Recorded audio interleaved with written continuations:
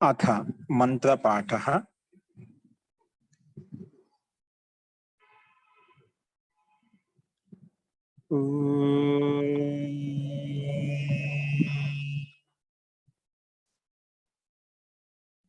सहनाववतु सहनौ भुनक्तु सह वीर्यं करवावहै तेजस्विनावधीतमस्तु मा विद्विषावहै। ओम शांति शांति शांति। सर्वेभ्यो नमः। అందరికీ నమస్కారం అండి.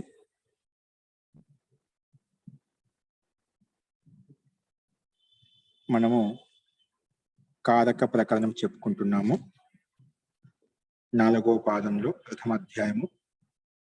అందులో మనము ఇంతవరకు ఆపాదన కారకం చూశాము, సంప్రదాన కారకం చూశాము, కరణ కారకం చూశాము, అధికరణ కారకం కూడా చూశాము.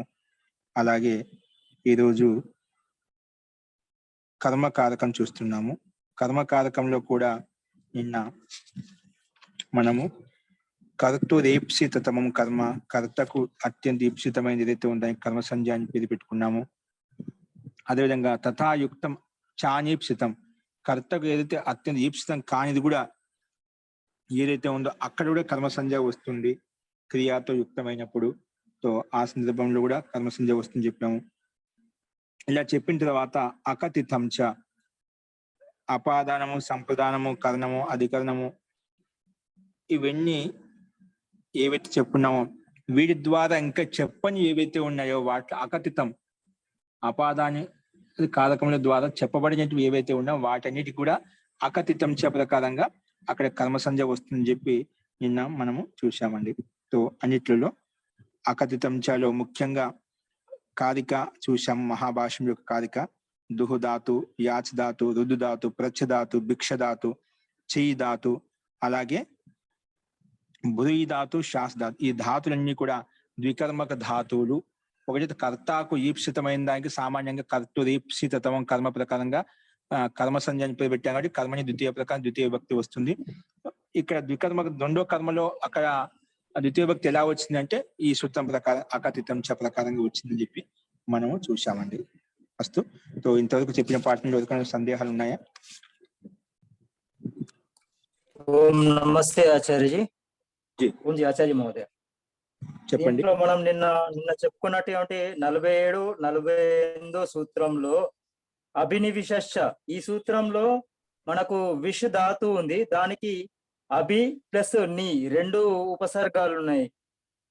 అవి 2 ఉపసర్గాలు ఒకేసారి రావచ్చా ఆచార్యజీ, లేకపోతే విడివిడిగా కూడా రావచ్చా?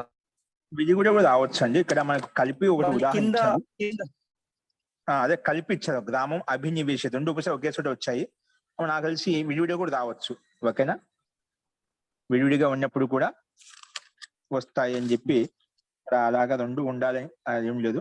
అభినివిశేష అభి నీ పూర్వక విషుక జో ఆదా అంటే అభికి అభి ఉపసర్గం పూర్వంలో ఉన్నటువంటి విషధాతు, నీ ఉపసర్గంలో ఉన్నటువంటి విషధాతుకి ఆధారం ఏదైతే ఉందో ఆధారానికి మామూలుగా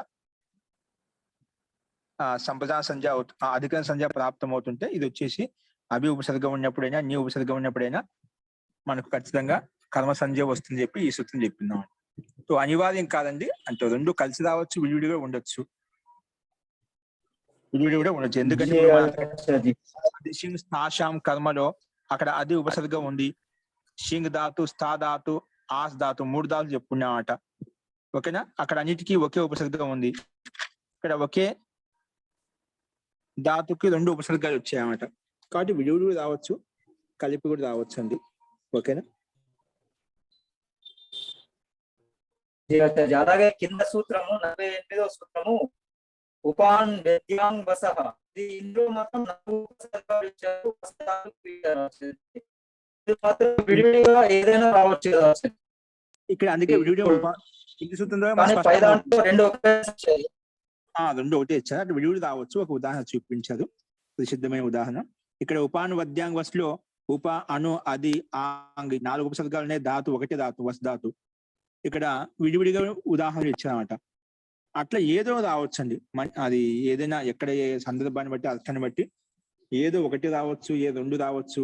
ఓకేనా? విడివిడిగా కూడా ఉంటాయి, కలిపి కూడా ఉంటాయి.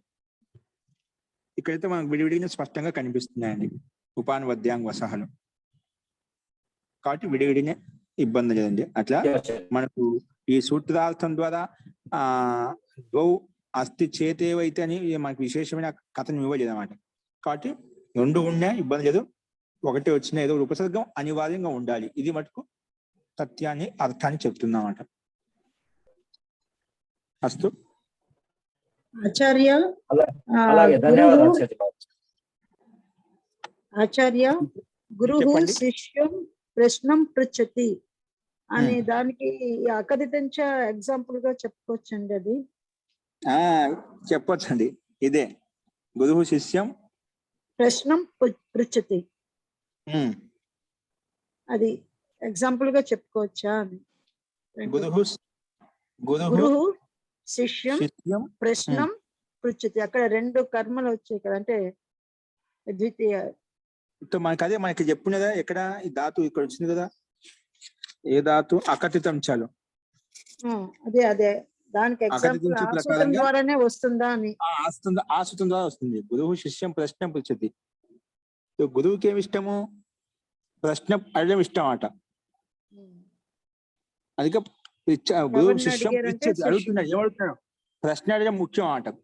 శిష్యుడు ఆల్రెడీ ఉంటాడు అట. ఆ శిష్యుల్లో కూడా ద్వితీయ భక్తిలో వచ్చింది, అకథితం ప్రకారంగా వచ్చింది అన్నమాట. వస్తుంది, వర్తిస్తుందండి. అస్తు అదే మనకు అర్థమైందంటే ఆ రకంగా అన్ని చోట్ల వినియోగించుకోవచ్చు. ఎక్కడైనా కూడా మనకు శ్లోకాల్లో కూడా ఇటువంటివన్నీ కూడా ఉపయోగించుకోవచ్చు. మన వాక్య నిర్మాణంలో ఎక్కడ సాహిత్యంలో కూడా ఎక్కడ ఏ నియమం ప్రకారంగా ఈ సూత్రం పనిచేస్తుంది మనకు అన్ని తెలుస్తూ ఉంటాయి. అస్తు. సో ఇంకా ఎవరికైనా సందేహాలు ఉన్నాయండి?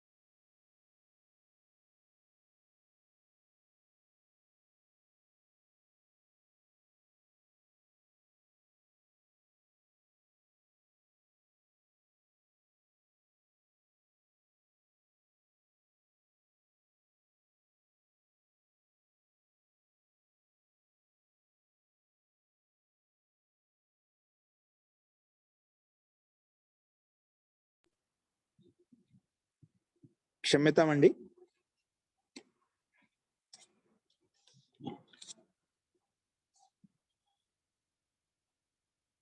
అస్తు ప్రకృత వంశరామః. నిన్న మనము అకథితం చెప్పుకున్నాము. అందులో ఇంకో సూత్రం ఉంది. అదే ప్రకారంలో కర్మసంజ్ఞ ప్రకారంలో కర్మకారక ప్రకారంలో చూడండి కింద కనిపిస్తుంది. వినిపిస్తుందా అందరికి? అందరికి వినిపిస్తుందా అండి? చూడండి శ్రీ ఆచార్య చూడండి స్లైడ్ మీద కనిపిస్తుంది. గతి బుద్ధి ప్రత్యవసానార్థ శబ్ద కర్మ కర్మకాణమని కర్తాసనౌ. మహోదయ స్క్రీన్ షేర్ అవట్లేదు. కనిపించలేండి, వస్తుంది చూడండి, ఇప్పుడు వస్తుంది. స్క్రీన్ గతి బుద్ధి ప్రత్యయవసానార్థ శబ్ద కర్మకాణమని కర్తాసనౌ. కర్తాసనౌ ఇది సూత్రం మనకు. గతి బుద్ధి ప్రత్యవసానార్థ శబ్ద కాణమని కర్తాసనౌ ఇది సూత్రం మనకు. దీని పద విభాగం చూడండి. ఇదంతా ఒకే పదం కింద పెట్టారు. గతి బుద్ధి ప్రత్యవసానార్థ శబ్ద కర్మకాణమని అనేది మొత్తం కర్మకాణం. ఇంతవరకు ఒక పదం తీసుకున్నాం. కర్మకాణం షష్ఠి విభక్తి బహువచనం. అని శబ్దం అనేది కర్మకాణం. కాణం పక్కన అని శబ్దం ఉంది. మకారంలో ఉండే అకారం కలిపి వేరు చేశాము, విడదీశాము. అని లుప్త సప్తమ్యంత నిర్దేశ. అని శబ్దం అయితే ఉందో అది విభక్తి లుప్తం అయిపోయిందన్నమాట.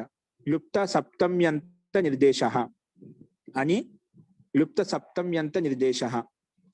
కర్త ప్రథమ విభక్తి ఏకవచనం. సూత్రంలో కర్త శబ్దం ప్రథమ విభక్తి ఏకవచనం. తర్వాత సహ ప్రథమ విభక్తి ఏకవచనము.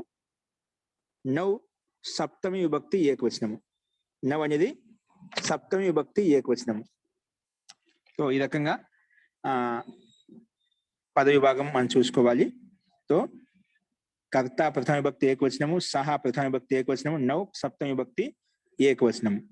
ఇప్పుడు ఈ మనము గతి బుద్ధి ప్రత్యవసానార్థ శబ్ద కర్మకాణం ఏదో సూత్రం ఉందో దాన్ని విడగొట్టి చెప్తున్నారు. చూడండి ఏ శబ్దాలు ఉన్నాయంటే ఇక్కడ సమాస గతిశ్చ బుద్ధిశ్చ ప్రత్యయవసానం చ. గతిశ్చ బుద్ధిశ్చ ప్రత్యవసానం చ మొత్తం కలిపితే గతి బుద్ధి ప్రత్యయవసానాని. గతి బుద్ధి ప్రత్యయవసానాని. ఈ గతి బుద్ధి వసానాని అర్థాహ ఏషం. గత్యర్థము బుద్ధ్యర్థము ప్రత్యవసానార్థం ఉంది ఏ దానికైతే, ఏ శబ్దాలకైతే. వసానని అర్థాహ ఏషం, అర్థాలున్న ఏషాం శబ్దానం. ఏషాం తే గతి బుద్ధి ప్రత్యవసానార్థాహ అంటే గత్యర్థాహ బుద్ధ్యర్థాహ ప్రత్యవసానార్థాహ అర్థాలున్న ఏ శబ్దాలకైతే, ఏ ధాతులకైతే వాటిని గతి బుద్ధి ప్రత్యవసానార్థాహ అని చెప్పి చెప్పుకున్నామట. ఇదేంటి? ద్వంద్వగర్భో బహువ్రీహి సమాస. మరి సూత్రుని శబ్దకర్మ అంటే ఏమిటి? ఆ పదాన్ని కూడా విడదీస్తున్నాడు. శబ్దకర్మ అంటే చూడండి, శబ్ద కర్మ యస్య స శబ్దకర్మ. శబ్దమే కర్మగా ఉంది ఎక్కడైతే. శబ్ద కర్మ యస్య స శబ్దకర్మ. ఇది బహువ్రీహి సమాసం. శబ్ద కర్మ యస్య స శబ్దకర్మ. ఇదేంటి? బహువ్రీహి సమాసం.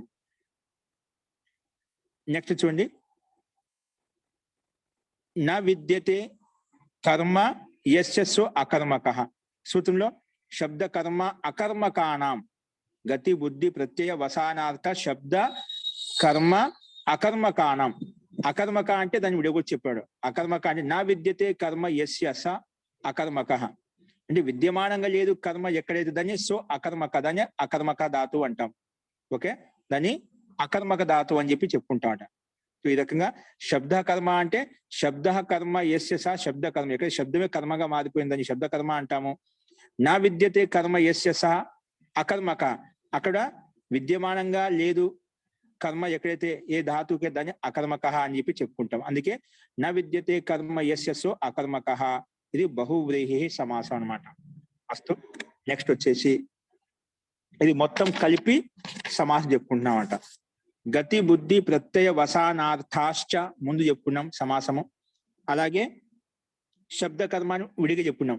గతి బుద్ధి ప్రత్యయ వసానార్థాశ్చ శబ్ద కర్మాచ అకర్మకశ్చ, ఇట్లా 3 రకాలు. ముందు 3 రకాలుగా విడిదీసి చెప్పుకున్నాము. ఇప్పుడు ఆ 3 రకాల శబ్దాలను మనకు కలిపి చెప్తున్నామట. గతి బుద్ధి ప్రత్యయ వసానార్థాశ్చ అంటే గత్యర్థం బుద్ధ్యర్థము ప్రత్యయ వసానార్థం ఉంది ఏదానికైతే, ఇంకా శబ్ద కర్మ శబ్దమే కర్మగా ఉంది ఎక్కడైతే, అకర్మ కష్ట ఎక్కడైతే ఏ ధాతుకైతే కర్మ లేదో అది అటువంటి ధాతు. ఈ 3 కలిపామన్నమాట. శబ్ద కర్మాచ అకర్మ కష్ట ఇది ఇప్పుడు మొత్తం సూత్రం మొత్తం షష్ఠీ విభక్తి బహువచనానికి మార్చాలి. అందుకే గతి బుద్ధి ప్రత్యయ వసానార్థ శబ్ద కర్మ అకర్మకాహ అని చెప్పుకున్నాను. అకర్మక తేషాం శబ్ద కర్మ అకర్మకాణం అని అవుతుంది. మొత్తం సంపూర్ణంగా కలిపి రాస్తాం అన్నమాట. ఈ రకంగా ఇది ఈ సూత్రంలో ఈ షష్ఠీ విభక్తి బహువచనంలో ఉండే శబ్దాన్ని ఈ రకంగా ఏ శబ్దాలు ఉన్నాయనేది మనం విడివిడి చెప్పుకున్నాం. తేషాం బహువ్రీహి గర్భో ద్వంద్వ అని చెప్పి చెప్పుకున్నాం. ఇంకా నీ అంటే ఏమిటి? మరి సూత్రం నీ అని శబ్దం ఉందిగా, అని అంటే ఏమిటి అది చెప్తున్నాడు. అని అంటే నహ నిహి అనిహి, ఎక్కడైతే నకారం నిచ్చు లేదో దాన్ని నీ అంటామటి. ఎక్కడైతే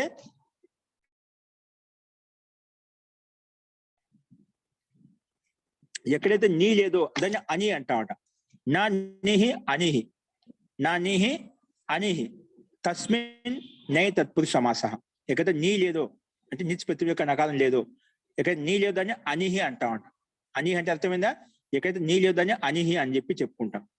ఓకే, తస్మిన్ నై తత్పురు, ఇది నై తత్పురు సమాసం. సో ఇంతవరకు ఇవన్నీ శబ్దాలను విడగొట్టి చెప్పుకున్నాం. ఒక్కొక్క పదానికి ఏ అర్థం ఉంది అనేది మనం ఈ సమాసం ద్వారా విగ్రహవాక్యం ద్వారా చూసామండి. ఇప్పుడు కర్త స ఇవన్నీ విడివిడిగా ఉన్నాయి, దాంట్లో సమస్య లేదన్నమాట. ఇప్పుడు ఈ సూత్రం యొక్క అభిప్రాయం ఏంటి, అర్థం అంటే చూద్దాం. అనువృత్తి ఏమొస్తుంది? కర్మ కారకే, ఈ 2 పదాలకు అనువృత్తి వస్తుంది. ఇప్పుడు చూడండి, అర్థ గత్యర్థానం అంటే గతి అర్థానికి ధాతులతోటి, గత్యర్థానం బుద్ధ్యర్థానం బుద్ధి అర్థానికి ధాతులు, బుద్ధ్యర్థానం అలాగే ప్రత్యయ వసానార్థానం అలాగే శబ్ద కర్మకాణం, శబ్దమే కర్మ ఎక్కడైతే ఉందో అది శబ్ద కర్మకాణం, అలాగే అకర్మకాణాంచ అయితే ఎక్కడైతే కర్మ లేదో అకర్మకాణాంచ. నీ అని చెప్పి నా నీ అని అని చెప్పి అంటే ఎక్కడైతే నిచ్చు ప్రత్యయం లేదో దాన్ని అని అంటామట. అనిహి అంటే చెప్పి ఎక్కడైతే నా నిహి అనిహి నైతత్పురు సమాసం చేశాం, ఎక్కడైతే నిచ్చు ప్రత్యయం లేదో అటువంటి. అన్యంత అవస్థాయం యహ కర్త అంటే నిచ్చు ప్రత్యయం రావడానికి ఏదైతే కర్త ఉందో, నిచ్చు ప్రత్యయం రాలేదు ఇంకా, నిచ్చు ప్రత్యయం రావడానికి ముందు ఏదైతే కర్త ఉందో అందుకే అన్యంత అవస్థాయం యహ కర్త అంటే నిచ్చు ప్రత్యయం రావడానికి ఏదైతే కర్త ఉందో, కర్త పదం ఉందో, అన్యంత అవస్థ యహ కర్త సహ న్యంతవస్థాయం కర్మ సంజ్ఞకో భవతి. నిచ్చు ప్రత్యయం రావడానికి అయితే కర్త ఉందో, కర్త శబ్దం ఉందో, అదే కర్త ఎప్పుడైతే నిచ్చు ప్రత్యయం తీసుకొస్తామో ఆ కర్తనే కర్మగా మారిపోతుంది. ఏం మారిపోతుంది? ఈ సూత్రం ఏమంటుంది? గతి అర్థాన్ని ఇచ్చేటువంటి, బుద్ధి అర్థాన్ని ఇచ్చేటువంటి, ప్రత్యయ వసానార్థాన్ని ఇచ్చేటువంటి ఈ 3, లేదా శబ్దమే కర్మగా ఎక్కడైతే ఉందో అది, అలాగే అకర్మక ధాతు ఎక్కడైతే కర్మ ఉండదో అది, ఇటువంటి శబ్దాలతోటి అన్యంత అవస్థాయం అంటే నిష్పత్తి రావడానికి ముందు ఇక్కడైతే 3 సందర్భాలు ఏవైతే ఉన్నాయో నిచ్చు ప్రత్యయము రావడానికి ముందు అన్యంత అవస్థ, అందుకే న్యంతం అంటే నిచ్చు అవస్థ, న్యంత అన్యంత అంటే నిచ్చు లేని అవస్థ, అందుకే అన్యంత అవస్థాయాం యహ కర్త. నిచ్చు ప్రత్యయం రావడానికి ఏదైతే కర్త ఉందో అదే కర్త న్యంత అవస్థాయం, నిచ్చు ప్రత్యయం వచ్చిన తర్వాత న్యంత అవస్థాయాం కర్మ సంజ్ఞకో పోతే అది కర్తనే కర్మగా మారిపోతుంది. నిచ్చు ప్రత్యయం వచ్చిన ఏమవుతుంది? ఇది అదే కర్త మొదటి ఏదైతే ఉందో అది కర్మగా మారిపోతుంది. న్యంత అవస్థాయాం కర్మ సంజ్ఞకో భవతి, దైక్ కర్మ అని పేరు వస్తుంది. న్యంత అవస్థాయాం కర్మ సంజ్ఞకో భవతి అని చెప్పి ఈ సూత్రార్థం చెప్పిందండి. ఓకే, సో ఇది ఈ సూత్రం యొక్క అభిప్రాయం. అదేవిధంగా ఒక్కొక్క దాని గత్యర్థానికి సంబంధించిన ఉదాహరణ ఏంటివి, బుద్ధి అర్థానికి సంబంధించిన ఉదాహరణ ఏంటి, అలాగే ప్రత్యయ వచనార్థానికి సంబంధించిన ఉదాహరణ అంటే అవి ఒక్కటి మనం చూద్దాం. ఇంతవరకు స్పష్టమైందా? ఇవి ఒక్కొక్క దానికి మనం ఉదాహరణ చెప్పుకున్నాం, మీకు స్పష్టమవుతుంది. నిచ్చు ప్రత్యయం ఇదే గుర్తు పెట్టుకోండి. కేవలం నిచ్చు ప్రత్యయం రావడానికి ఏదైతే కర్త ఉందో అదే కర్త నిచ్చు ప్రత్యయం తీసుకొచ్చిన తర్వాత అది కర్మగా అదే కర్త కర్మగా మారిపోతుంది. అదేంటో ఉదాహరణలో చూడండి. ముందుగా ఉదాహరణ గత్యర్థాహ సూత్రంలో ఉంది. సూత్రార్థంలో గత్యర్థాహ అని చెప్పిన అది గతి అర్థాలు ఏంటివి అంటే గతినిచ్చే అర్థాలు ఏంటివి? గతి అంటే జ్ఞానం గమనం ప్రాప్తి అని 3 అర్థాలు వస్తాయి. గతికి ఏ అర్థం ఉన్నాయి? జ్ఞానము గమనము ప్రాప్తి అని 3 అర్థాలు వస్తాయన్నమాట. అంటే ఈ అర్థాలు ఉండాలి, జ్ఞానార్థం ఉండాలి, గమనార్థం ఉండాలి, ప్రాప్తి పొందే అర్థం ఉండాలి అన్నమాట. అదేంటో చూద్దాం. చూడండి, గచ్చతి మానవకో గ్రామం. ఇదేంటి? గచ్చతి మానవక గ్రామం అంటే మానవక గ్రామం గచ్చతి. మానవకుడు అంటే మానవుడు గ్రామానికి వెళ్తున్నాడు. ఇదేంటి? నిత్య ప్రత్యయం రావడానికి. నిత్య ప్రత్యయం రాలేదు ఇంకా, అందుకే అన్యంతవస్థాయం ధాతు. ఏంటి? అన్యంతవస్థాయం గతి అంటే గచ్చతి ధాతు ఎట్లా ఉంది దీంట్లో? ఇంకా నిత్య ప్రత్యయం తీసుకొని రాలేదు, అందుకే గచ్చతి. సామాన్య గమ్ శక్తి వచ్చేసి గచ్చతి రూపంలో తయారైందన్నమాట. కాబట్టి మానవకో గ్రామం గచ్చతి. గచ్చతి వెళ్తున్నాడు. ఎవరు? మానవకుడు. ఎక్కడికి? గ్రామం. ఇక్కడ ద్వికర్మక మానవకం గ్రామం గచ్చతి. స్వక్షమితం గచ్చతి మానవకో గ్రామం. మానవక ప్రథమ విభక్తి ఏకవచనం అండి. మానవుడు గ్రామానికి గచ్చతి వెళ్తున్నాడు. సో గచ్చతి అనే క్రియాపదం ఇక్కడ అన్యంత అవస్థలో ఉందండి, నిష్పత్తి రాలేదు, అందుకే మానవుడు గ్రామానికి వెళ్తున్నాడు అనే అర్థం వస్తుంది. ఇదే ఇప్పుడేంటి? గచ్చతికి కర్త ఎవరు ఇక్కడ? గచ్చతి అనే ధాతువుకి కర్త ఎవరు? గమ్ ధాతుకి గత్యర్థానికి ఇచ్చే ధాతుకి కర్త ఎవరు ఇక్కడ? మానవుడే కదా. మానవుడు గ్రామానికి వెళ్తున్నాడు. ఇప్పుడు అదే మానవుడు కర్మగా మారిపోతుంది. ఎప్పుడు? అదే గమ్ ధాతు చేత నిత్యప్రత్యయం తీసుకొచ్చినప్పుడు. గచ్చతి నిత్యప్రత్యయం రాలేదు, నిత్యప్రత్యయం రావడానికి కర్త మానవక మానవుడు అని చెప్పాం. అదే గమ్ ధాతుకు నిత్యప్రత్యయం తీసుకొచ్చామనుకోండి, అది మానవకుడు అనే శబ్దమే కర్మగా మారిపోతుంది. చూడండి, గమయతి మానవకం గ్రామం. మానవకం అంటే మానవకుడిని గ్రామానికి గమయతి పంపిస్తున్నాడు. కర్త వేరే అధ్యాయం చేసుకోవాలి. రామ మానవకం గ్రామం గమయతి. గమయతి అనేది గమ్ ధాతు చేత తీసుకొచ్చిన తర్వాత, గమ్ ధాతువుకు నిత్యప్రత్యయం తీసుకొచ్చిన తర్వాత ఏమైపోయింది? గమయతి రూపం తయారైంది అన్నమాట. అందుకే నిత్యప్రత్యయం వచ్చినప్పుడు ఏమవుతుంది? అది నిత్యప్రత్యయం రావడానికి ఏదైతే కర్త మానవుడు ఉన్నాదో అదే కర్త మానవుడు కర్మగా మారిపోయింది. అందుకే మానవకం అని ద్వితీయ విభక్తి పెట్టినాం. చూడండి, ఇక్కడ మానవకం గమయతి మానవకం గ్రామం. మానవక ద్వితీయ విభక్తి వచ్చిందా? అది నిత్యప్రత్యయం రావడానికి గచ్చితనిది కర్త ఎవరు? మానవకుడు. ప్రథమ విభక్తి ఏకవచనంలో ఉంది, అది కర్త కాబట్టి అదే కర్త మానవకుడు అనే కర్త శబ్దము ఇప్పుడు కర్మగా మారిపోయింది. ఎప్పుడు? అదే గమ్ ధాతుకు నిత్యప్రత్యయం తీసుకొచ్చిన తర్వాత అది కర్మగా మారిపోయింది. అలాగే మన సూత్రార్థం ప్రకారంగా ఏదైతే నిత్యప్రత్యయం రావడానికి కర్త ఉందో నిత్యప్రత్యయం వచ్చిన తర్వాత ఆ కర్తే కర్మగా మారిపోయింది. అందుకే మానవక శబ్దం కర్మగా మారిపోయింది కాబట్టి ద్వితీయ భక్తి వచ్చిందన్నమాట. అందుకే చూడండి, గమయతి మానవకం గ్రామం. గమయతి మానవకం గ్రామం అంటే రాముడు మానవకుడిని గ్రామానికి పంపిస్తున్నాడు అని అర్థం వస్తుంది. ఇలా గమయతి క్రియాపదానికి కర్త మనం అధ్యాహం చేసుకోవాలి, వేరే వాళ్ళు పంపిస్తున్నారని చెప్పి. ఓకే, ఇప్పుడు స్పష్టమైన కూడా గతి అర్థం ఇచ్చే ధాతువుకి. నెక్స్ట్ చూడండి, అదే ఇంకోటి యాతి మానవకో గ్రామం. మానవక గ్రామం యాతి. ఇక్కడ యా ధాతు మారిందంతే. అక్కడ గమ్ ధాతు గతి అర్థం ఇచ్చేది యా ధాతు, ఇక్కడ యా ప్రాపణ్య ధాతు. ఇది గతి అర్థం అంటే యాతి అని వెళ్తున్నాడు. యాతి అనే ధాతు కూడా అర్థం ఏంటి? వెళ్తున్నాడు అర్థం వస్తుంది. ఇక్కడ యాతి అనే క్రియాపదకి కర్త ఎవరు? మానవక మానవుడు. ఇప్పుడు ఇదే యాతి యా ధాతుకి నిష్పత్తిని తీసుకొచ్చామనుకోండి, నిష్పత్తి తీసుకొని యాపయతి అయిపోతున్నమాట. యాపయతి మానవకం గ్రామం. యాపయతి ఇక్కడ నిష్పత్తిని తీసుకొస్తే యాపయతి రూపం తయారైంది. యా నిచ్ నిచ్ దాకానే యాకి నిచ్కి మొదలు పుక్కు వస్తుందన్నమాట. పుక్కు కాగమైతే పా హలంత మిగులుతుంది. అనుమతి లోపం చేస్తే యాప్ ఈ యాపి అయిపోయింది. మళ్ళీ యాపి ధాతువుకు స్నాద్యంత ధాతు ప్రకారం దాసు చెప్పి పెట్టిన తర్వాత మళ్ళీ షప్పు తిప్పు తీసుకొని యాపయతి రూపం సిద్ధిస్తున్నమాట. ఓకే, సో యాపయతి మానవకం గ్రామం. ఇప్పుడు యాపయతి నిష్పత్తి రాగానే ఏమైపోయింది? న్యంతవస్థాయం కర్త కర్మ భవతి. అన్యంతవస్థాయం కర్త, న్యంతవస్థాయం కర్మ సంజకం అవుతుంది. కర్మాన్ని పెరిపెట్టినాం. కర్మాన్ని పెరిపెట్టినా అంటే కర్మని ద్వితీయ ప్రకారంగా ద్వితీయ భక్తి వచ్చిందన్నమాట. అందుకే యాపయతి మానవకం కొంచెం మానవకం ద్వితీయ భక్తి వచ్చింది. ముందేమి మానవకో ప్రథమ భక్తి వచ్చింది, అది ఎందుకంటే యాతిలో అక్కడ అన్యంత అవస్థ అంటే నిత్యప్రత్యయం రాలేదు, అందుకే యాతి ఉంది. నిత్యప్రత్యయం వచ్చిన అదే యాతి అనేది యాపయతిగా మారిపోయింది. అది న్యంత అవస్థ. న్యంత అవస్థలో కర్త కర్మగా మారిపోయింది అన్నమాట. అందుకే మానవకం ద్వితీయ భక్తి ఏకవచనం పెట్టుకున్నాం. గ్రామం అది ఎలా ఉందా లేక ద్వికర్మకు వచ్చేసింది అన్నమాట. నిత్యప్రత్యయం వచ్చిన ద్వికర్మకు కింద మారిపోతుంది అన్నమాట. కాబట్టి మానవకం గ్రామం యాపతి, మానవకుని గ్రామానికి పంపిస్తున్నాడు. అక్కడ కర్తను సొంతంగా ఏదైనా అధ్యాహం రామ అధ్యాహనం చేసుకుంటాం. అలాగే ఇంకోటి ఏమి ఇచ్చారు ఇక్కడ, ఇది గతి అర్థానికి గమ్ ధాతు ఒకటి యా ధాతు రెండు చూపించాం. ఇది గతి అర్థాన్ని ఇచ్చే ధాతు. బుద్ధి అర్థాన్ని ఇచ్చే ధాతు గురించి కూడా చెప్తున్నా ఇక్కడ. బుద్ధ్యతే మానవకో ధర్మం, మానవకుడు అంటే మానవుడు ధర్మం బుద్ధ్యతే బోధిస్తున్నాడు. ఇది బుద్ధ్యత అనేది క్రియాపదం అండి. ఇక్కడ బుద్ధ్యత బోధిస్తున్నాడు, కర్త ఎవరు? మానవకుడు, మానవుడు. మానవుడు ధర్మాన్ని బోధిస్తున్నాడు. బుద్ధ్యతే, మానవుడు బోధిస్తున్నాడు. ఏం బోధిస్తున్నాడు? ధర్మం బుద్ధ్యతే, ధర్మాన్ని బోధిస్తున్నాడు. ఇక్కడ బుద్ధ్యతకి కర్త ఎవరు? మానవుడు. అదే ఇక్కడ బుద్ధ్యతలో నిత్యప్రత్యయం రాలేయండి. బుద్ధు ధాతుకి నిత్యప్రత్యయం రాలేదు, అందుకే బుద్ధ్యత అయిపోయింది ఆత్మనేపథంలో.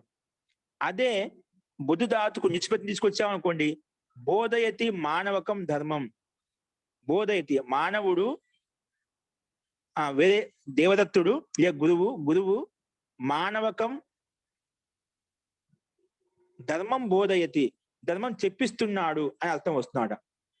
గురువు మానవుడికి ధర్మం బోధింపజేస్తున్నాడు. నిష్పత్తి దాకా ఏమవుతుంది? బోధయతి అయిపోయిందన్నమాట. అయిపోయింది.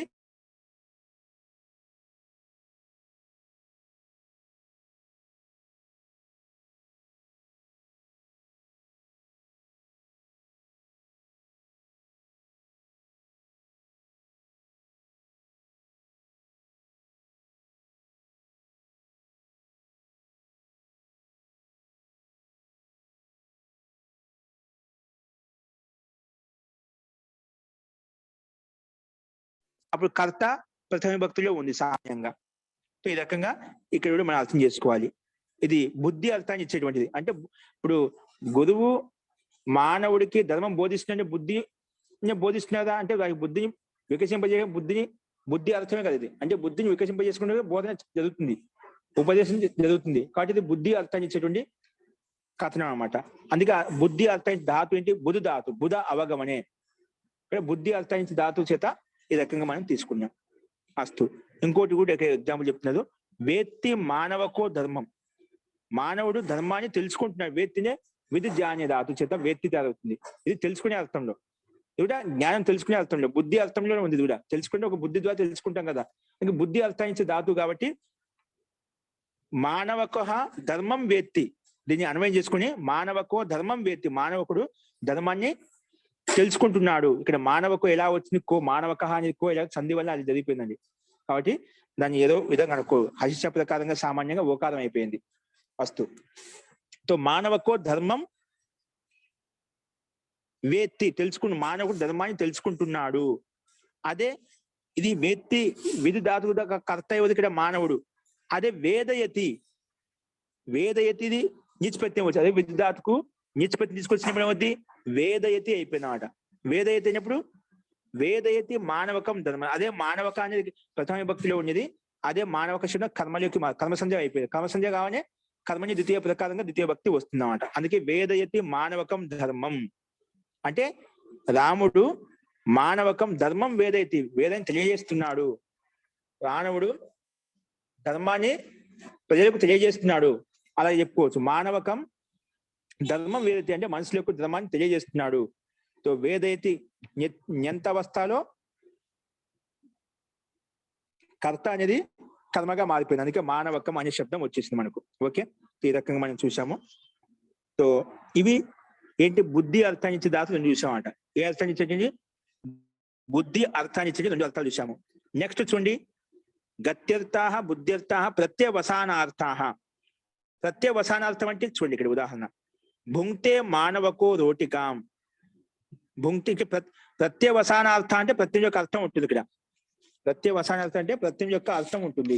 చూడండి, ప్రత్యవసానార్థాః. ప్రత్యవసానార్థం అంటే భోజన అర్థాన్ని అంటే ఇచ్చేటువంటి. భోజన అర్థాన్ని ఇచ్చేటువంటి సందర్భాన్ని తీసుకోవాలి ఇక్కడ. భోజన అర్థాన్ని ఇచ్చేటువంటి సందర్భాన్ని మనం తీసుకోవాలి ఇక్కడ. చూడండి, భుంక్తే మానవకో రోటికాం అంటే మానవకుడు రోటికను భుంక్తే తింటున్నాడు, భుజిస్తున్నాడు. మానవుడు రోటికాం రోటిక అనే రొట్టెలను, చపాతి ఏదైతే ఉందో రొట్టెలను భుజిస్తున్నాడు. రోటికాం అనే రొట్టెలను తింటున్నాడు. ఏకవచనంలో చెప్పాం ప్రయోజనం. సామాన్యంగా మానవుడు రొట్టెలను భుజిస్తున్నాడు అని అర్థం తీసుకుంటామట. ఓకేనా? సో ఇక్కడేంటి, భుంక్తే ధాతు, భుజ ధాతుకి కర్త ఎవరు? మానవుడు. మానవుడు రొట్టెలను తింటున్నాడు, భుజిస్తున్నాడు, భక్షిస్తున్నాడు. అక్కడ భుంక్తేలో భుజ ధాతుకి ఇంకా నిష్పత్తి రాదు. అందుకే అన్యంత అవస్థలో కర్త ఏంటి? మానవక కర్త. అందుకే కర్త అంటే ప్రథమ విభక్తి పెట్టుకున్నాం. అదే భుజ ధాతుకు నిష్పత్తి తీసుకొచ్చామనుకోండి, భుంక్తే భోజయతి కింద మారిపోయింది. భుంక్తే ఏమైపోయింది? భోజయతి. భోజయతి కింద మారిపోయింది అన్నమాట. అందుకే భోజయతి మానవకం రోటికాం. ఇక్కడ కూడా మనం కర్తని అధ్యయనం చేసుకుంటామట. దేవదత్త లేదా రామ మానవకం రోటికాం భోజయతి. మానవుడికి రొట్టెలను తినిపింపజేస్తున్నాడు, భోజనం చేయిస్తున్నాడు. అంటే రొట్టెలను తినిపింపజేస్తున్నాడు. భోజయతి అని తినిపిస్తున్నాడు. అంటే భోజనం చేయిస్తున్నాడు అన్నమాట. భక్షింపజేస్తున్నాడు. తినిపించడం అంటే అట్లా కాకుండా భక్షింపజేస్తున్నాడు, భుజింపజేస్తున్నాడు అంటే అట్లా ఏర్పాటు చేసామన్నమాట. అక్కడేమో స్వయం భుజిస్తున్నాడు, ఇక్కడ భుజింప చేస్తున్నాడు అన్నమాట. అందరికీ భుజింపజేస్తున్నాడు. ఎవరు? అదే కర్త కర్మగా మారిపోయింది అన్నమాట. అదే కర్త అయిపోయింది. ఎక్కడైతే కర్త స్వయం భుజించేవాడో ఆ కర్త కర్మగా మారిపోయినప్పుడు ఏమైతే కర్త వేరే విధంగా వేరే అధ్యాహం చేసుకున్నామట. అందుకే రామ మానవకం ధర్మం మానవకం రోటికాం భోజయతి. మానవుడికి రొట్టెలను భుజింపజేస్తున్నాడు అని అర్థం వస్తుంది. ఇక్కడ కూడా అర్థమైంది కదా. భుంక్తే అన్యంతవస్థ, భోజయతి న్యంతవస్థ. సో ఆ రకంగా అర్థం చేసుకోవాలి. మానవుడు రొట్టెలను తినింపజేస్తున్నాడు అంటే భక్షింపజేస్తున్నాడు అని అర్థం చేసుకోవాలి. ఓకే, అంటే భోజనం ప్రత్యయ వసానార్థం అంటే ప్రత్యయం యొక్క అర్థం ఉంటుంది. ప్రత్యయ వసానార్థం అంటే భోజన విషయం సందర్భంలో అర్థంలో తీసుకోవాలి. నెక్స్ట్, అశ్నాతి మానవకో రోటికాం. ఇక్కడ అశ్నాతి ఇది భోజనార్థాన్ని ఇచ్చేటువంటి సందర్భం అనమాట. అశ్నాతి తినడం, అశ్నాతి తినే అర్థంలో ఉంది ధాతు కూడా. అశ్నాతి మానవకో రోటికం అంటే మానవుడు రోటికను అశ్నాతి అంటే తింటున్నాడు. అదే అశ్నాతికి ధాతుకు అశ్ధాతుకి నిష్పత్తి తీసుకొచ్చినాం అనుకోండి, ఆశయతి మానవకం రోటికాం. ఆశయతి మానవకం రోటికాం అంటే మానవుడికి రొట్టెలను ఆశయతి తినిపింపజేస్తున్నాడు అంటే భక్షింపజేస్తున్నాడు, తినిపింపజేస్తున్నాడు, తినేలా చేస్తున్నాడు. ఓకేనా? అందరికి తినిపిస్తున్నాడు మొత్తం. అలాగా భోజనం చేయిస్తున్నాడు అర్థం వస్తుంది. సో ఆశయతి మానవకం రోటికాం అని చెప్పి ఇక్కడ ఆశయతి, ఇక్కడ అస్ధాతుకి నిత్యప్రత్యయం వచ్చినప్పుడు అదే మానవకం అనేది కర్త అనేది కర్మగా మారిపోయి మానవకం వచ్చేసింది. ముందు అశ్నాతి అన్నప్పుడు అశ్నాతికి కర్త మానవక కాబట్టి అప్పుడు ప్రథమ భక్తిలో ఉంది. అదే నిత్యప్రత్యయం వచ్చిన తర్వాత కర్త కర్మగా మారిపోయింది. ఇక్కడ మనకు స్పష్టంగా కనిపిస్తుంది మానవకం. ఓకేనా? నెక్స్ట్, ఇది మనకు ప్రత్యయ వసానార్థాన్ని ఇచ్చే భోజన విషయంలో మనం చెప్పుకున్నామంట. సో గతి అర్థం చూసాము, బుద్ధి అర్థం చూసాము, ప్రత్యయ వసానార్థం అంటే భోజన అర్థాన్ని ఇచ్చే సందర్భాన్ని కూడా చూసామంట. సో అన్నిట్లో ఎంతో నిత్యపత్తి రావడానికి ముందు కర్త ఏదైతే ఉందో అదే కర్త నిత్యప్రత్యయం వచ్చిన తర్వాత కర్మగా మారిపోయింది. కర్మగా ద్వితీయ భక్తి వచ్చింది. అది మనం ఉదాహరణలో చూసాం మనం. ఓకే, అస్తు. ఇప్పుడు నెక్స్ట్ ఏంటి? గత్యర్థానం బుద్ధ్యర్థనం ప్రత్యయ వసానార్థం అయిపోయింది. నెక్స్ట్ శబ్ద కర్మ. శబ్ద కర్మగా మారిపోయింది. ఎప్పుడైతే శబ్దమే ఇప్పుడు కర్త ఏ విధంగా కర్మగా మారిపోయింది, అలాగే శబ్దమే కర్మగా ఉంది ఎక్కడైతే, ఏ శబ్దానికైతే ఆ సందర్భాన్ని చెప్తున్నారు. శబ్ద కర్మ అంటే ఏమిటి చూడండి. స్లైడ్ చూడండి, కనిపిస్తుంది స్లైడ్ మీద ఉదాహరణ. అది ఒకసారి మళ్ళీ షేర్ అవ్వట్లేదండి. నాది నెట్ పోయింది. ఓకే, నెక్స్ట్ చూడండి. నెక్స్ట్ వచ్చేసి శబ్ద కర్మలో శబ్ద కర్మ వాలి అధీతే మానవకో వేదం. అధీత అంటే అధ్యయనం చేశాడు ఎవరు? మానవక అంటే మానవుడు. ఏం అధ్యయనం చేశాడు? వేదం. మానవకో వేదం అధీతే, మానవుడు వేదాన్ని అధ్యయనం చేస్తున్నాడు. మానవుడు వేదాన్ని అధ్యయనం చేస్తున్నాడు. ఇక్కడేంటి? శబ్దకర్మ. శబ్దకర్మ ఏంటి ఇక్కడ? వేదం అనేది ఇక్కడ ఏంటి?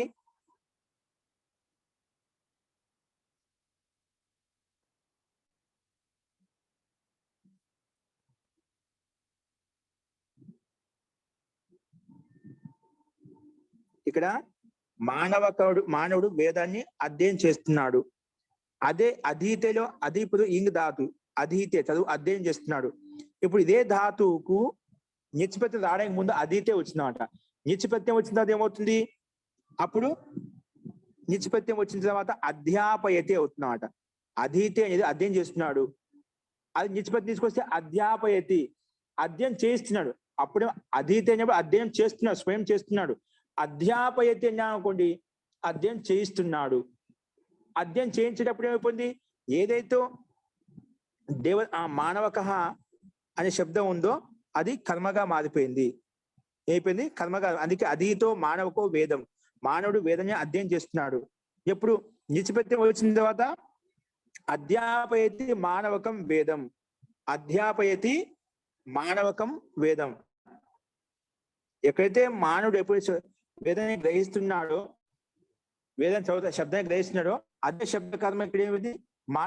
కర్మ మారిపోయింది అన్నమాట. అందుకే ఇక్కడ మానవకం ద్వితీయ భక్తి వచ్చింది. ఇక్కడ కూడా పైన చెప్పిన విధంగానే శబ్దకర్మ అంటే ఇక్కడ వేదాన్ని అధ్యయనం చేసినప్పుడు శబ్దాన్ని గ్రహిస్తున్నాడు అన్నమాట. అక్కడ మానవుడు ఆ శబ్దం చేస్తూ ఉన్నాడన్నమాట. ఇప్పుడు అదేమైపోయింది? కర్మగా మారిపోయింది అన్నమాట. అందుకే అధ్యాపయతి మానవకం వేదం, మానవుడికి వేదాన్ని అధ్యాపన చేయిస్తున్నాడు అంటే గురువు అధ్యాపన చేయిస్తున్నాడు అని అర్థం. సో అలాగే పఠతి మానవకు, మానవుడు దాన్ని చదువుతున్నాడు. దాటి నిత్యదానికి ముందు అదే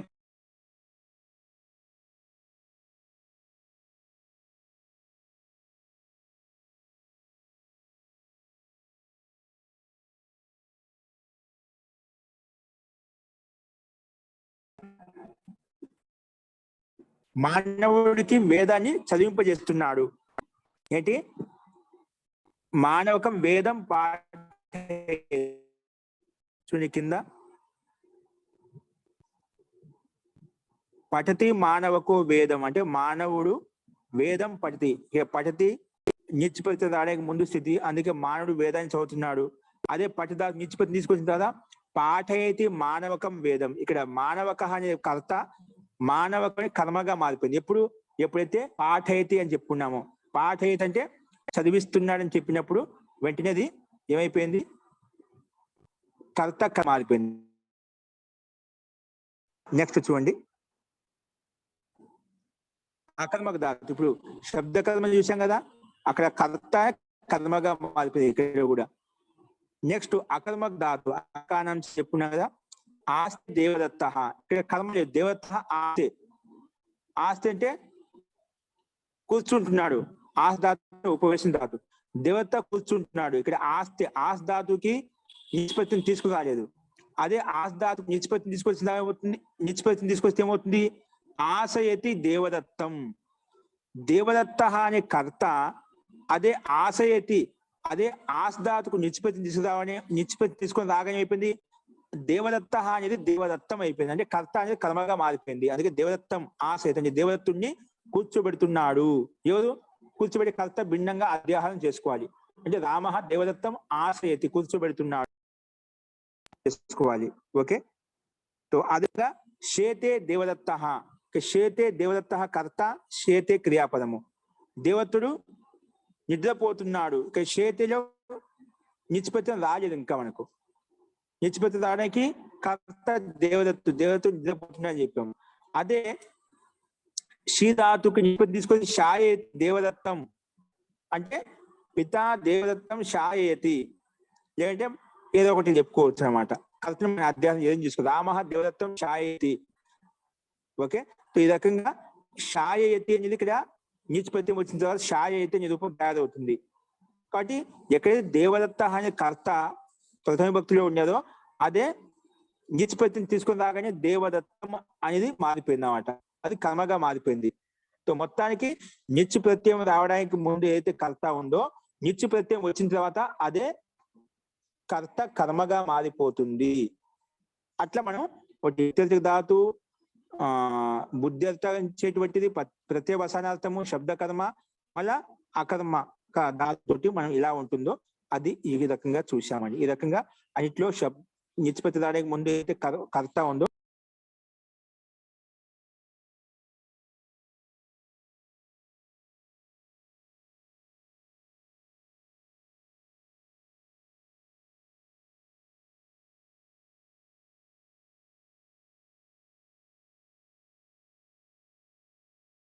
నిత్కృత్యం అంటే ఏంటి గురువు గారు? దేనంటే వచ్చి చెప్తారు నిత్కృత్యం గురించి ఒకసారి. ఏంటండి నిత్కృత్యం ఏమంటుందండి? నిత్కృత్యం నిత్కృత్యం నిత్యపతి హేతు చేయించడు. చదువుతున్నాడంటే స్వయం చదువుతున్నాడా, చదివిస్తున్నాడు, చేయిస్తున్నాడు, రాయిస్తున్నాడప్పుడు నిష్పత్తి వస్తున్నాడు. కర్మని ప్రయోగమా అండి? కర్మని ప్రయోగం కాదండి, ప్రేరణార్థంలో వస్తున్నమాట. ధన్యవాదం. హేతు అంటే హేతు ప్రేరకర్తగా వస్తున్నమాట. చదవడం చదివించడం, తినటం తినిపించడం, రాయటం రాయించటం, అలాంటి అర్థంలో తీసుకొచ్చి చెప్తాం అన్నమాట. ఇక్కడ ऊपर के सारे उदाहरण पहले अन्यंत अवस्था में दिखाकर, పైన చెప్పిన ఉదాహరణ అన్ని కూడా ముందు అన్యంత అవస్థ నిష్పత్తి రావడానికి అవస్థ చూపించి పునః న్యంత్ మే దిఖాయే గయే అని తర్వాత నిష్పత్తి వచ్చిన తర్వాత రూపం ఎలా మారుతుంది అది చూపించామట. సో స్పష్ట ही पता लग जाता है कि अन्यंत में जो मानव का कर्ता अन्यंत अवस्था निष्पत्తి రావడానికి ముందు అయితే మానవ అనే శబ్దం కర్తలో ఉన్నదో वह न्यंत अवस्थायम अकर्म कर्म संज्ञा होकर द्वितीय विभक्ति हो जाता है. అది న్యంత్ అవస్థ అంటే నిష్పత్తి వచ్చిన తర్వాత కర్మ సంజ్ఞ అని పేరు పెట్టడం వలన వెంటనే ద్వితీయ భక్తి వల్ల వస్తున్నాం, ద్వితీయ భక్తి వచ్చేస్తుంది. तो మానవక మే కర్తృకరణీయ స్థితియ, మానవక శబ్దంలో కర్తృకరణీయ స్థితియ ప్రకారంగా అనభిహిత కర్త होने से तृतीय विभक्ति प्राप्त थी, द्वितीय हो गई. ఇక్కడ మానవక శబ్దంలో సామాన్యంగా కర్తృకరణయో స్థితియ ప్రకారంగా మనకు ఏం రావాలండి? అనభిహిత కర్త అంటే అభిహితం కాదు అన్నమాట. అనభిహిత కర్త కాబట్టి మనకు తృతీయ విభక్తి ప్రాప్తం అవుతుంటే ఈ సూత్రం ద్వితీయ విభక్తి చేసింది. మామూలుగా ఇది ఎక్కడ మనం పైన చెప్పిన కరణం కానీ సంప్రదానం కానీ వాటి ద్వారా చెప్పుకోలేమన్నమాట. అందుకే ఈ సూత్రం ప్రకారంగా కర్తృకరణయో స్థితియ ప్రకారంగా కర్మవాచిని రాసేటప్పుడు మనము వాక్యం రాష్ట్రం మారేటప్పుడు ఏమవుతుంది? ఎందుకంటే ఇక్కడ ఈ సందర్భంలో మనకు అనభిహిత కర్త కాబట్టి ఈ సూత్రం ప్రకారం తృతీయ భక్తి కర్తలు తృతీయ భక్తి రావాలి. కానీ తృతీయ భక్తి కాకుండా అంటే దేవదత్తుడి ద్వారా నిద్రపుచ్చబడుతున్నాడు, ఇలా దేవదత్తుడి ద్వారా మానవకేన వేదం పాఠైతే మానవుడి ద్వారా వేదాన్ని చదివింపజేస్తున్నాడు, అలాగా అర్థం వస్తుందండి. మానవుడి ద్వారా వేదాన్ని చదివింపజేస్తున్నాడు అంటే చదివింపజేస్తున్న ప్రేరేపిస్తున్న కర్తని ప్రేరేపిస్తున్నాడు. ఆ తృతీయ భక్తి రావాలి కదా, తృతీయ భక్తి రాకుండా ఈ సూత్రము ద్వితీయ భక్తి చేసిందన్నమాట. అలాగే పైన మానవుడు ధర్మాన్ని బోధిస్తున్నాడు, ఇది ఆ నిష్పత్తి ప్రేరేపించే మానవుడు ధర్మాన్ని బోధింపజేస్తున్నాడు, మానవుడు ధర్మాన్ని బోధింపజేస్తున్నాడు, అలాగా అర్థం తీసుకొచ్చాం. మామూలుగా ఏం చెప్పొచ్చు? మానవుడి ద్వారా ధర్మాన్ని బోధింపజేస్తున్నాడు అలాగూ చెప్పుకోవచ్చు. మానవుడి ద్వారా అంటే కర్ణ సంజ్ఞ కూడా ప్రాప్తం అవుతుంది. కానీ కర్ణ సంజ్ఞ ప్రాప్తం అవుతుంటే అంటే ద్వితీయ విభక్తి ప్రాప్తం అవుతుంటే ఈ సూత్రము దాన్ని నిలబెట్టేసి ద్వితీయ విభక్తి చేసింది, అది మనం గమనించాలి. ఓకే, ఇక్కడ మీకు అనభిహిత శబ్దం వచ్చినట్టుంది. అనభిహిత అంటే ఏదైనా కంగారు పడద్దు, అది తర్వాత విషయం చెప్తాను, మీకు అక్కడ స్పష్టం అవుతుంది. అనభిహిత అంటే ఏ విధంగా అకథితం ఏ విధంగా చెప్పాం అలాగే అనభిహితం అనమాట. ఏ విధంగా కథితం కాలేదో అలాగే అభిహితం కాలేదో వాటిని అనభిహితం అంట. అవి సందర్భాన్ని బట్టి మీకు చెప్తాను. అస్తు. సో మొత్తానికి ఇక్కడ ఈ సూత్రం ప్రకారంగా మనము ద్వితీయ భక్తి పెట్టుకున్నాము. నిష్పత్తి రావడానికి ఏదైతే స్థితి ఉందో నిష్పత్తి వచ్చిన తర్వాత అది కర్మ అనేది కర్త అనేది కర్మగా మారిపోతుంది సందర్భాన్ని మనం చూసాం. అస్తు. ఇప్పుడు ఇందులో ఎవరికైనా సందేహం చెప్పండి. అన్నిట్లో మానవకం అన్నప్పుడు ద్వితీయ భక్తి వచ్చినప్పుడు ఏమవుతుంది? అక్కడ మానవక ప్లస్ సూత్రంలో అతోం ప్రకారంగా అమ్మ వస్తుంది, అమి పూర్వ ప్రకారంగా పూర్వప ఏక తీసుకుంటే మానవకం అన్నిట్లో సామాన్యంగా రూపసిద్ధి సిద్ధిస్తుందండి. ఓకేనా? క్రియాపదం అంటావా, అది లట్లకారము నిజంత ప్రయోగం వచ్చినప్పుడు అవి మీకు స్పష్టంగా అప్పుడు అర్థమవుతాయి. ఇక్కడ ముందు వాక్యం ఎక్కడ ద్వితీయ భక్తి వచ్చింది అక్కడే గమనించండి. రూపసిద్ధి తర్వాత వచ్చినప్పుడు మనం చూసుకోవచ్చు, ఇబ్బంది లేదండి. సో ఇక్కడ మనకు ఎక్కడ ఏ విధంగా కర్మ సంధ్య వచ్చింది, ఎప్పుడు ఎలా మారిపోయింది అది మీకు అర్థం కావాలి. ముఖ్యంగా సూత్రం యొక్క అభిప్రాయం అర్థం కావాలి. ఈ అర్థాలు వచ్చినప్పుడు ఏది కర్త కర్మగా మారిపోయింది, కర్మ కర్తగా ఎప్పుడు మారింది అదే విషయాన్ని మీకు అర్థం చేసుకోవాలి అన్నమాట. అస్తు, ఇందులో ఎవరికైనా సందేహం ఉందా ఈ సూత్రం యొక్క అభిప్రాయంలో? ఓ ఆచార్య, మనకు ఈ ఉదాహరణలో గమయతి మానవకం గ్రామం అన్నాడు కదా ఆచార్యజీ. ఇక్కడ గమయతి అనేది దానికి గమ్ ధాతు తీసుకున్నాము, అలాగే తర్వాత తిప్పు తెచ్చుకున్నాము. అదే వర్తమానే లట్ తిప్పు తెచ్చుకున్నాక తింక్షిత్ సార్వధాతుకం ప్రకారము దానికి సార్వధాతుక సంధ్య అయిపోయింది. సార్వధాతుక సంధ్య అయిపోయినాక సార్వధాతుకే ఎక్ ప్రత్యయం రాదా ఆచార్య? ఇక్కడ నీ ప్రత్యయం అన్నారు కదా. సార్వధాతుక ఎక్కడ తీసుకొస్తారండి? ఇది కర్తది ప్రయోగం కదా. తింక్షిత్ సార్వధాతుకం ఉంది కదా ఆచార్య. తిప్పుకు సార్వధాతుక సంధ్య వచ్చినాక సార్వధాతుకే ఎక్ అనే సూత్రం ఒకటి ఉంది కదా ఆచార్య. ఆ సూత్రం ప్రకారం ఎక్ ప్రత్యయం రాదంటారా ఇక్కడ? భావ కర్మను ఆత్మ భావ కర్మలో మాత్రం వస్తున్నాం అంటే ఇది భావ కాదు కర్మ కాదు. ఇక్కడ లకారం ఏది తీసుకొచ్చామో ఆ లకారం కర్తలో తీసుకొచ్చాం. ఏది టిప్ ప్రత్యయం తీసుకొచ్చాము ఆ టిప్ ప్రత్యయం లకారం అనేది లకార స్థానంలో అయితే ప్రత్యయం వచ్చిందో టిబాది ప్రత్యయాలు వచ్చాయో అవి కర్తని చెప్పడం కోసం వచ్చాయి. కర్మని చెప్పడం కోసం వచ్చినాయి. మీరు చెప్పిన ఖచ్చితంగా సార్వధాతుక ఎక్కువ వచ్చేది. సార్వధాతుక ఎక్కడ వస్తుంది? కర్మని సార్వధాతుక పరతః అంటుంది. కర్మని సార్వధాతుక పరతః. ఇక్కడ కర్తని సార్వధాతుక పక్కన ఉందామంట, కర్మ సార్వధాతుకం పక్కన లేదు. అర్థమైందా? ఇక్కడ టిప్ తస్జీ అనేటివి కర్తని చెప్పడం కోసం వస్తాయి, టిప్ తస్జీ అనేటివి కర్మని చెప్పడం కోసం వస్తాయి, అలాగే టిప్ తస్జీ భావాన్ని చెప్పడం కోసం వస్తాయి. ఇక్కడ వచ్చిన టిప్ తస్జీలు మనకి ఏంటివి? కర్తని చెప్పడం కోసం వచ్చాయన్నమాట. అది కర్తరి సార్వధాతుకం, కర్మ సార్వధాతుకం, కర్మని సార్వధాతుక పద ఏక ప్రత్యయ భవతి అంటుంది. ఇది కర్తరి సార్వధాతుకం అన్నమాట. ఓకేనా? అలాగే, ధన్యవాదాలు. ఓకే అండి. ప్రకృతం అనుసరామ. నెక్స్ట్ చూడండి. హరిక్రోర్ అన్యతరస్యాం. మహోదయ ఇక్కడ అనిత్య రూపంలో అక్కడ ఏ కారకం ఉంటది మహోదయ?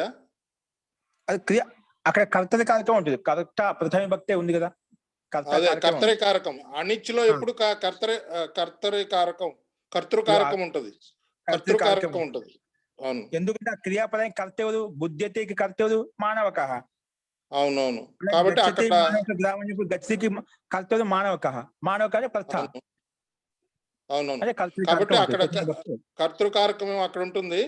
దీనికి ఈ నిత్య అయిన తర్వాత కర్మకారకం అవుతుంది కాబట్టి అప్పుడు కర్మగా మారిపోయి కర్మకారకం అయిపోయింది. అర్థమైందండి, అర్థం. ధన్యవాదాలు. ఓకే. సో అన్యంతవస్థాయం కర్త సా న్యంతవస్థాయాం కర్మ భవతి. అది సూత్రంలో కర్తాసనవు అనే సూత్రార్థం. ఇప్పుడు గతి బుద్ధి ప్రత్యయ వసానార్థ శబ్ద కర్మ అకర్మకానాం అని కర్తాసనం అని అంటే అన్యంతవస్థాయం కర్త సా ఆ కర్తే న్యంతవస్థాయం కర్మ భవతి అని మనం పైనుంచి అన్వయం తీసుకొని దీని సూత్రార్థం చెప్పుకుంటా ఉంటాం. ఓకే. సో అదే పదానికి అనువదిత్తి కూడా వస్తుంది చూడండి. హరిక్రో రన్యతరస్యాం. హరిక్రో అని కర్త స నౌ. నవ్ అంటే నిత్యవస్థాయిలో అని చెప్పి అర్థం చేసుకోవాలి. సో అనువదిత్తి ఈ కింది సూత్రం వరకు వస్తుంది చూడండి. హ్రీక్రో రన్యతరస్యాం. హ్రీక్రోహ షష్ఠి విభక్తి ద్వివచనము, అన్యతరస్యాం అవ్యయపదం. ఇది సూత్రం యొక్క పద విభాగము. హ్రీక్రోహ షష్ఠి ద్వివచనము, అన్యతరస్యాం అవ్యయపదము. సో సమాసం చూడండి. హ్రిశ్చ క్రశ్చ హ్రిశ్చ కృశ్చ హ్రీక్రౌ తయో హ్రీక్రోహు అలా వస్తుంది. ఇతరేతర యోగ ద్వంద్వ సమాసము ఇక్కడ సామాన్యంగా ఉంది కాబట్టి పూర్తిగా చూపించలేదు. ఇతరేతర ద్వంద్వ సమాసం చెప్పారు. ఏంటి అవి చూడండి. అని కర్త స నౌ కర్మ కారకే. ఓకే.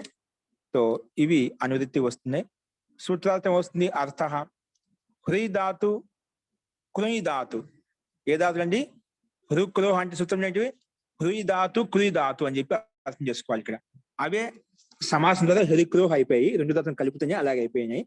చూడండి, అర్థ హృయి ధాతు కృయి ఇది ఏతయోర్ ధాత్వోః, ఈ రెండు ధాతులు, ఇది ఏతయోః ధాత్వోః అన్యంతయోః అంటే ఎప్పుడైతే నిచ్చు రాలేదో, అన్యంతయోః యహ కర్త అంటే నిచ్చు ప్రత్యయం రావడానికి ఏదైతే కర్త ఉందో ఇక్కడ కూడా స న్యంతవస్థాయం వికల్పేన కర్మ సంజ్ఞకో భవతి, వికల్పేన కర్మ సంజ్ఞకో భవతి. కానీ ఈ సూత్రం ఏం చెప్పింటే హృధాతు కృధాతుకు ఎప్పుడైతే నిచ్చు ప్రత్యయం తీసుకురాలేదో, అప్పుడు నిచ్చు ప్రత్యయం రావడానికి ముందు అయితే ఆ క్రియాపదానికి కర్త ఏదైతే ఉందో అదే కర్త అదే ధాతుకు నిచ్చు ప్రత్యయం వచ్చిన తర్వాత కర్మ సంజ్ఞ అవుతుంది. కానీ వికల్పంగా వస్తుంది, ఒకసారి వస్తుంది ఒకసారి రాదు. ఎందుకు చెప్పాలి? పైసూత్రం దగ్గర ప్రాప్తం అవుతుంది కదా. ప్రాప్తం అవుతుంటే కేవలం ఈ రెండు సూత్రాలు మాత్రం వికల్పం కోసం, మిగిలిన అన్ని చోట్ల సామాన్యంగా నిచ్చు ప్రత్యయం రావడానికి ఏదైతే కర్త ఉందో నిచ్చు ప్రత్యయం వచ్చిన తర్వాత ఏ ధాతుకైనా కర్మగా మారిపోతుంది. కానీ ఈ రెండు ధాతుల్లో మాత్రము అంటే హృధాతు కృధాతుల్లో మాత్రము వికల్పంగా కర్మ సంజ్ఞ వస్తుంది అని చెప్పడం కోసం విశేషంగా చెప్పాల్సి వచ్చింది అన్నమాట. సామాన్యంగా ఈ సూత్రం చెప్పబోయినప్పుడు కూడా ఆటోమేటిక్ గా కర్మ సంజ్ఞ వచ్చేస్తుంది అన్నమాట, పైన చెప్పే సూత్రం ప్రకారం వచ్చేస్తుంది. కానీ మళ్ళీ విశేషంగా చెప్పబడిందంటే వికల్పం కోసము, వికల్పం ముఖ్యం అట. ఈ రెండు ధాతులకు మాత్రం వికల్పంగా వస్తుంది కర్మ సంజ్ఞ, అంటే ఒకసారి రాదు కూడా, ఒకసారి రాదు అని చెప్పడం కోసము, వికల్పం కోసం ఇక్కడ ఈ సూత్రం చెప్పబడింది. చూడండి, అర్థ హృయి కృయి ఇది ఏతయోః ధాత్వోః అన్యంతయోః యహ కర్త, అన్యంత అవస్థ అయితే కర్త ఉందో సా న్యంతవస్థాయం వికల్పైన కర్మ సంజ్ఞకో భవతి అంటే వికల్పంగా కర్మ సంజ్ఞ వస్తుంది. ఉదాహరణ చూడండి, హరతి మానవకో భారతం, మానవకః భారం హరతి మానవకో భారం, మానవకో భారం హరతి, మానవకుడు భారాన్ని హరిస్తున్నాడు. ఏంటి? మానవుడు భారాన్ని హరిస్తున్నాడు. ఇది హరతి హృధాతు. హృధాతు ఏంటి? షప్ చెప్పు తీసుకొచ్చి హరతి రూపం తయారైందన్నమాట ఇక్కడ మనకు. ఓకేనా? సో హరతి అనే క్రియాపదానికి కర్తవ్యుడు మానవుడు, మానవుడు భారాన్ని హరిస్తున్నాడు, తొలగిస్తున్నాడు, ఇది అర్థం. అదే హృధాతుకు నిష్పత్తిని తీసుకొచ్చిన తర్వాత అయిపోయింది హారయతి మానవకం భారం అంటే రాముడు మానవునికి భారాన్ని తొలగింప చేస్తున్నాడు. అక్కడ స్వయం తొలగించాడు, స్వయం హరించాడు, ఇక్కడ హరింప చేస్తున్నాడు, స్వయం చేయని ప్రేరేపిస్తున్నాడు, వేరే వాళ్ళ ద్వారా ప్రేరేపిస్తున్నాడు, చేయిస్తున్నాడు, అలాగా అర్థం వస్తుంది. సో అందుకే హారయతి మానవకో భారం, సేమ్ అదే విధంగా హారయతి మానవకం భారం, ఇక్కడ మానవక అనేది కర్త కర్మగా మారిపోయింది. అదేవిధంగా హారయతి భారం మానవకేన ఇతివా, ఇక్కడ మూడు పక్షాలు వస్తాయండి. అంటే వికల్పంగా ఒకసారి కర్మ వస్తుంది చెప్పాం, ఒకసారి రానప్పుడు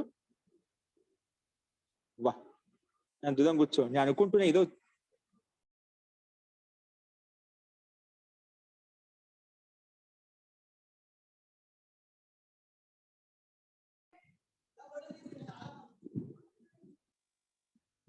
అస్తు. ఇక్కడ హారయతి భారం మానవకేన ఇతివా అంటే ఇక్కడ మూడు పక్షాలు వచ్చాయి. మూడు పక్షాలు అంటే మనకు వికల్పంగా కర్మ సంజ్ఞ వస్తుంది చెప్పాం. ఒక పక్షంలో రానప్పుడు అక్కడ ఏమొస్తుంది? సామాన్యం కరణం అంటే తృతీయ భక్తి ప్రాప్తం అవుతుంది అన్నమాట. ఎందుకంటే మానవకుడి ద్వారా భారాన్ని హరింపజేస్తున్నాడు,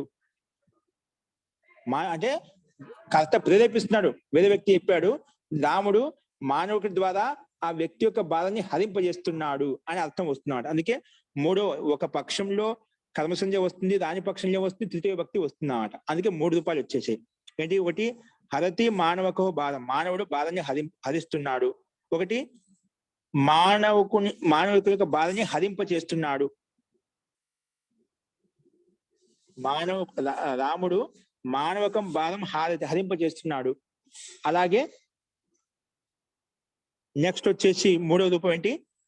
మానవకేన హారయతి భారం మానవకేన, మానవకే తృతీయ భక్తి వచ్చింది ఇక్కడ.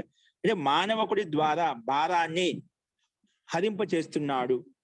ఇక్కడ ద్వితీయ కర్మ అయితే ఉందో ఆ ద్వితీయ కర్మలో మనకు ఆ కర్మ రాకుండా కరణం వచ్చి అంటే తృతీయ భక్తి వచ్చేసింది. అంటే కరణం అంటే సాధనంగా ఉపయోగపడుతుంది, మానవుడి ద్వారా భారాన్ని హరింపజేస్తున్నాడు అని చెప్పి ఇక్కడ తృతీయ విభక్తి పెట్టుకున్నామట. అందుకే 3 రూపాయలు వచ్చాయి. అర్థమైందా? అదేవిధంగా కరోతి కటహ దేవదత్త, దేవదత్త కటం అంటే చటాయి చేస్తున్నాడు. ఇది సామాన్యంగా కృ ధాతుకి కర్తవుడు దేవదత్తుడు. దేవదత్తుడు కటాన్ని తయారు చేస్తున్నాడు అంటే చేపను తయారు చేస్తున్నాడు. అదే కృ ధాతుకి నిష్పత్తి తీసుకొస్తే కారయతి కటం దేవదత్తం, దేవదత్తుడి కోసము కటాన్ని తయారు చేస్తున్నాడు. రామ దేవదత్తం కటం కాదు, దేవదత్తుడి కోసం కటాన్ని తయారు చేస్తున్నాడు అనే అర్థం వస్తుందన్నమాట. రాముడు దేవదత్తుని కోసం కటం అంటే చటాయి చేయిస్తున్నాడు, దేవదత్తుని కోసం చేయిస్తున్నాడు అర్థం వస్తుందన్నమాట.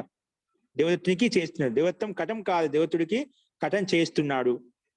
అదే ఇంకొక పక్షంలో కారయతి కటం దేవదత్తేన, ఇక్కడ రాముడు దేవదత్తేన కటం కాదు, దేవదత్తుడిగా కటం చేయిస్తున్నామట, కారయతి అంటున్నామట, కటం కారయతి. అందుకే ఒక పక్షంలో మనకు తృతీయ విభక్తి కూడా వచ్చిందన్నమాట. ఈ రకంగా మనకు 3 రూపాయలు వచ్చేసాయి. 3 రూపాయలు అర్థమయ్యే కదండి. మీ యొక్క సందేహం ఉందా?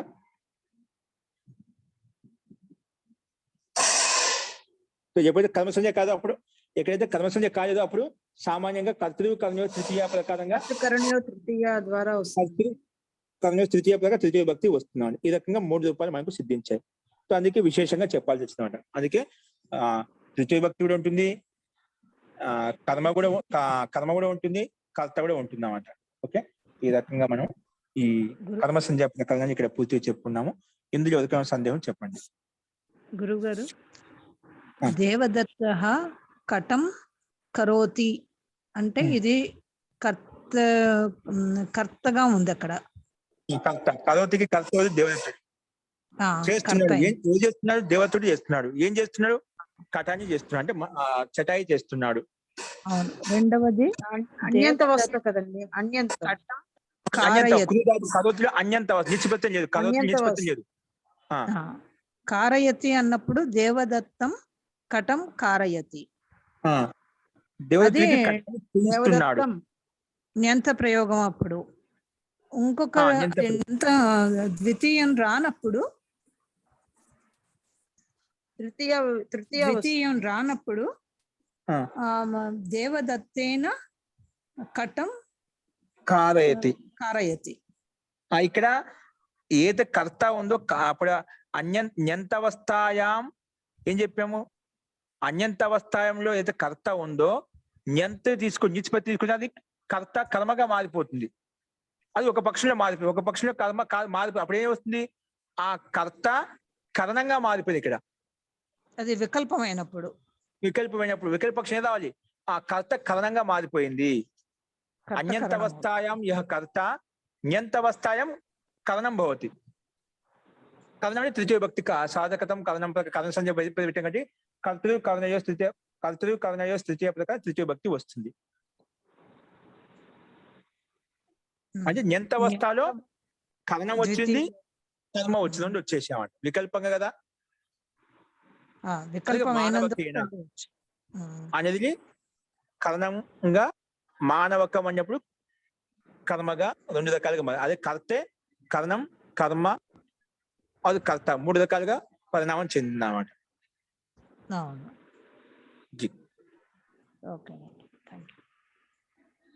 ఓకే, అర్థమైందండి.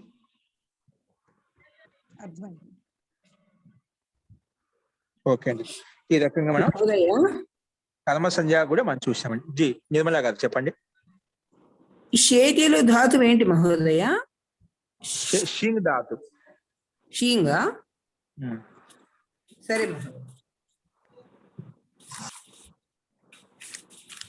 ఓం ఆచార్య, ఇక్కడ నిత్య ప్రత్యయం ఏ సూత్రం ద్వారా వస్తుంది ఆచార్య? హేతు మత్స్య ప్రకారం వస్తుంది. ధన్యవాదాలు ఆచార్య. హేతు మత్స్య ప్రకారం ప్రయోజనార్థంలో హేతు మత్స్య ప్రకారం వస్తుందండి. ఓకేనా? ఇంకా ఓకే అంటే ఈ రకంగా మనం కర్మ సంధ్య కూడా చూసాము. ఇప్పుడు మనకు ఒక కారకం ఉంది, కర్తృకారకం. కర్త అంటే ఏమిటి? అది మనం రేపు చెప్తున్నాం. స్వతంత్ర కర్త. మనము కర్మ చెప్పుకున్నాము, కరణం చెప్పుకున్నాము, సంప్రదాయం చెప్పుకున్నాము, అపాదానం చెప్పుకున్నాము. అపాదానం చెప్పుకున్నాం. అలాగే అధికరణం కూడా చెప్పుకున్నాము. షష్ఠి చెప్పుకోదు, కారకం కాదు, అది కూడా వస్తుంది, చెప్తాను ఎందుకు కాదు. ఓకేనా? సో ఒకటి మిగిలింది, కర్తృకారకం ఉంది. ఆ కర్తృకారం ఏంటో మనం చూద్దాం. ఓకేనా? సో ఇది అది రేపు చెప్పుకున్నామండి. ఫస్ట్ ఈ రకంగా మనం కర్మ సంధ్య అంటే ఏంటో మనం ఇంతవరకు చూసాము. ఫస్ట్ ఇంకొక సంధ్యాలు చెప్పండి, ఇదంటే మనం తర్వాత చూద్దామండి. అస్తు మంత్రపాఠः. ఓం సర్వే భవంతు సుఖినః, సర్వే సంతు నిరామయాః, సర్వే భద్రాణి పశ్యంతు, మా కశ్చిత్ దుఃఖభాగ్ భవేత్. ఓం శాంతి శాంతి శాంతి. సర్వేభ్యో నమః. అందరికీ నమస్కారం అండి. నమస్తే.